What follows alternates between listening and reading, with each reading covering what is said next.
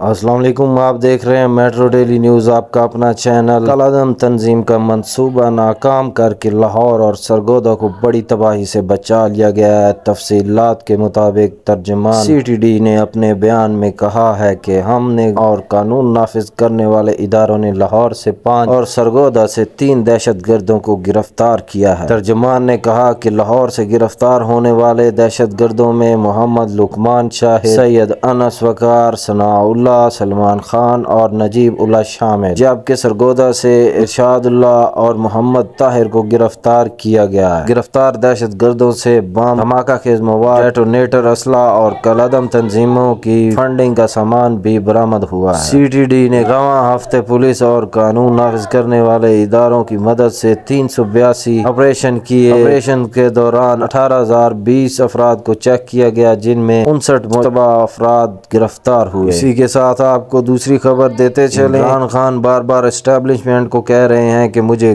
گود لے لو۔ خواجہ آصف، وزیر دفاع خواجہ آصف نے چیئرمین پی ٹی آئی کا نام لیے بغیر ان پر شاعرانہ طنز کیا۔ ٹویٹر پر جاری بیان میں خواجہ آصف نے عمران خان کے گزشتہ روز دیے گئے بیان کا حوالہ دیا، جس میں چیئرمین پی ٹی آئی نے سابق army chief general Qamar Javed Bajwa کے کورٹ مارشل سے متعلق بات کی تھی۔ اس پر خواجہ آصف نے شاعرانہ انداز میں لکھا کہ پرانے آرمی چیف کا کورٹ مارشل چاہتا ہوں، نئے آرمی چیف سے ملاقات چاہتا ہوں، میری 2 نمبری دیکھ کیا چاہتا ہوں۔ خواجہ آصف نے گجرانوالہ سے آج مسلم لیگ نون کی مرکزی تنظیم کے اجلاس کے بعد صحافیوں سے گفتگو کی۔ خواجہ آصف نے عمران خان کی گرفتاری کے حوالے سے بات کرتے ہوئے کہا کہ وہ جیل جانے سے ڈرتا ہے، ورکرز کو کہتے ہیں جیلیں بھرو، اور خود زمان پارک میں بیٹھے ہیں۔ اس حوالے سے ان کا مزید کہنا تھا کہ عمران خان بار بار اسٹیبلشمنٹ کو کہہ رہے ہیں کہ میں یتیم ہو گیا ہوں، مجھے گود لے لو۔ پارٹی کی تنظیم سازی کے حوالے سے خواجہ آصف کا کہنا